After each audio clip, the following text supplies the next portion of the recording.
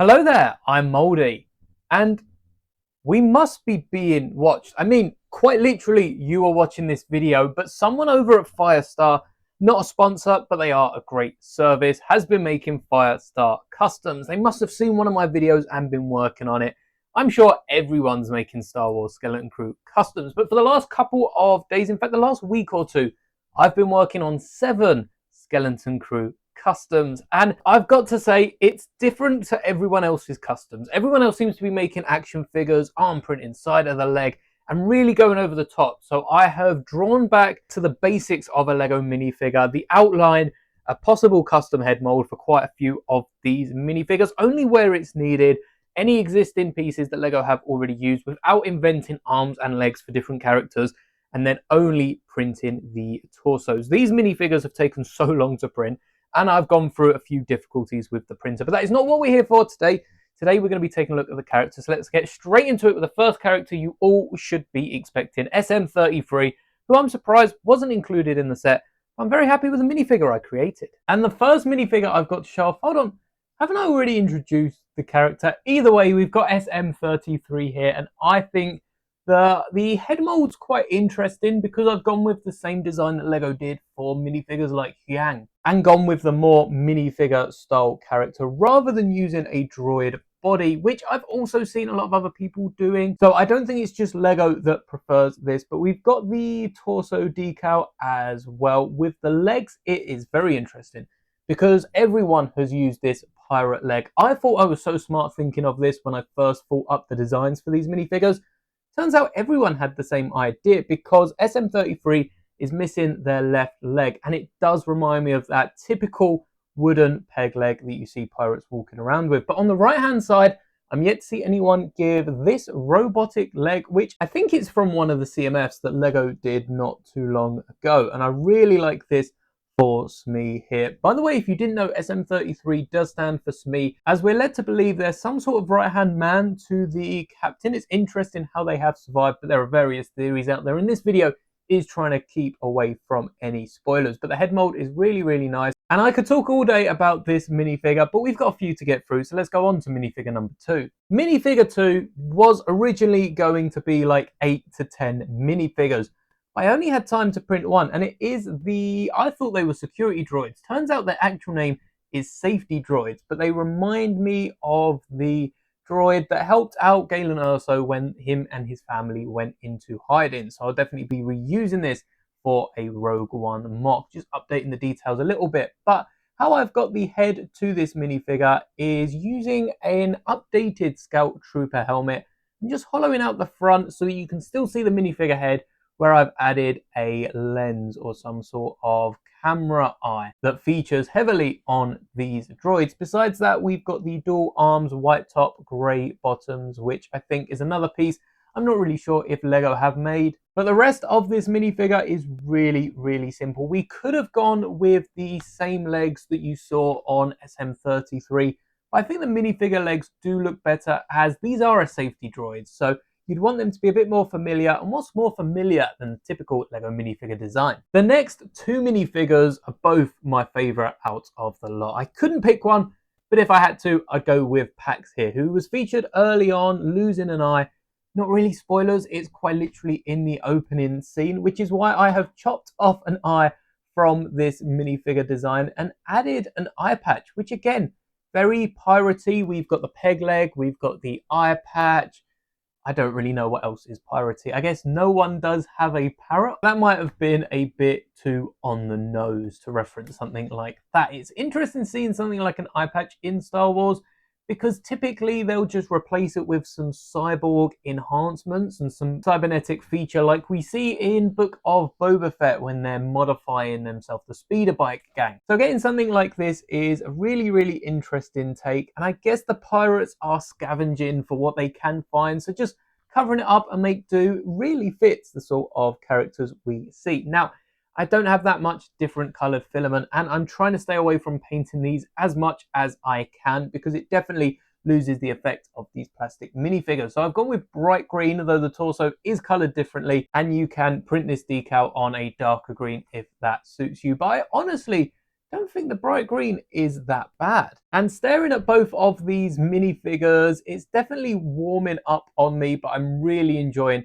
the custom head molds as well, which are painted because I don't own either of these colors, though I am in the market for a transparent filament. So if you know any good ones, let me know down in the comments. But again, we've got that colored torso that I made the mistake of putting the head on before the torso decal. So that was very fun trying to wiggle that up. But we've got a ton of different decals, ton of different details on the decals of the minifigures. Thankfully, these are very, very secure. I've got an update on these minifigures coming out tomorrow, and it's another feature that I've added compared to the Lego minifigures. But for Glurb here, this is the pilot we see in the first snub fighter. People that have watched the show will know exactly what that means, but if you haven't, I won't say any more there. But there is a little detail on the face. We can see the two black eyes have been painted, as well as two of those little nosy bits. I'm not quite sure what they are, but there's some like yellowy tan bits on the face in the center, and they have been painted on as well. Both of these heads aren't the official Lego sculpts. I have tried to make these myself, but I'm really, really happy with how they've turned out. And I think both of them are important enough to eventually see in Lego if we do get another set, however unlikely it is.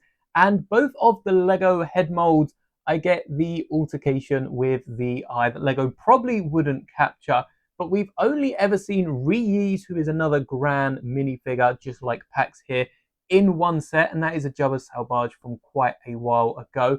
Likewise, the Quarren species has only shown up once in Lego in Book of Boba Fett, so it'd be really nice to get one more of each of these species. And whilst we're onto pirates, our third and final crew member is, I think it was Dexter. Gunter, I think it's Gunter. Definitely didn't say any other name before this, but for Gunter here, I've included the triangle over the eyes, which I think is a really fun feature that they're playing with a bit more in Star Wars, especially one of the main characters from the show. And on the back, we have that Lobot styled. I've mixed it up just a little bit for these decals, which you will find on the members Discord, but I have styled it a bit similar to how we see Lobots, because for Lobot, for Echo, and for Gunter here, I really hope I'm remembering the right name. They all share some familiarity whilst being completely different and unique to each of the characters. We couldn't have a pirate crew without a pirate captain, which is what you're seeing here in Brutus. I'm not quite sure if Brutus counts as one of the crew. I guess for him to be the captain, they probably should be part of the crew as well. However, I'm not very happy with this minifigure because of the hairpiece. You see, the one that I wanted to use for this minifigure is the same hairpiece here is in this werewolf from Werewolf by Night. I don't exactly remember the character's name from it. And you can definitely see the difference between CMF and a regular minifigure side by side. But the hairpiece that I used is more slicked back, and the ears are just that little bit less prominent compared to the mid-length sort of tousled hairpiece, as Lego would call it, though it's also where I got the face design from. The torso is completely unique. I haven't taken anything from anywhere. I tried to replicate the same design as Kylo Ren on the torso, though again, this has been created completely from scratch and using my own memories. And given how the series builds up to the finale, this is definitely a minifigure you're going to be seeing again. Now, last but not least, I'm not sure how many of you have stuck around for this, but I'm going to be honest, it's not really worth your while. I'm not impressed with how this minifigure has turned out, though I'm trying to bridge the gap between Lego minifigure and action figure and stay very far away from it, because there's a lot of detail that makes this character who this character is.